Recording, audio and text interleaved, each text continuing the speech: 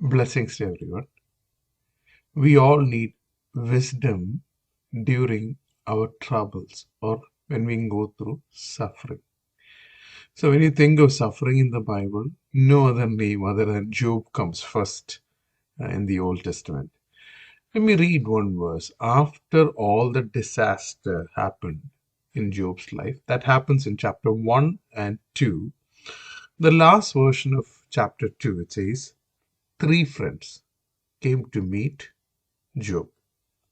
It says they sat down with him on the ground 7 days and 7 nights, and no one spoke a word to him, for they saw that his grief was very great.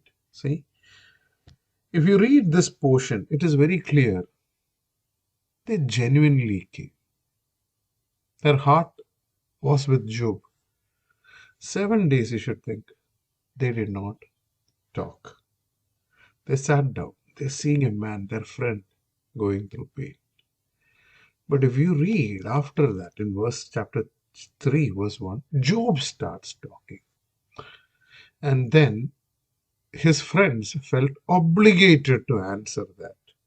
And the conversation slowly started defending each other, blaming each other. It went very sad.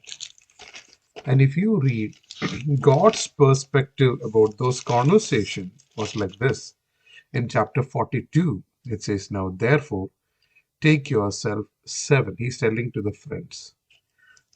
Chapter 42, verse 7, it says, So after that, Lord had spoken these words to Job. God spoke to Job. And then he spoke to his friends. My wrath is aroused against you and your two friends. To Eliphaz, God is telling. And he said, For you have spoken to me what is not right.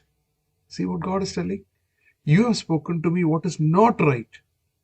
There was no truth in what they spoke. See, people who genuinely came to help, when they felt they are not able to explain few things, they started getting provoked.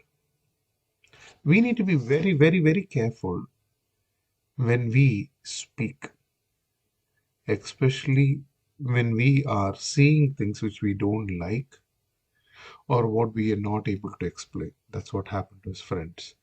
They started blaming, finding excuses, arguing.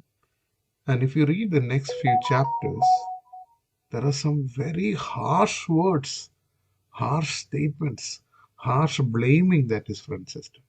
So let's be careful on what we speak, especially when we do not know what is going around us or what we don't know the answer.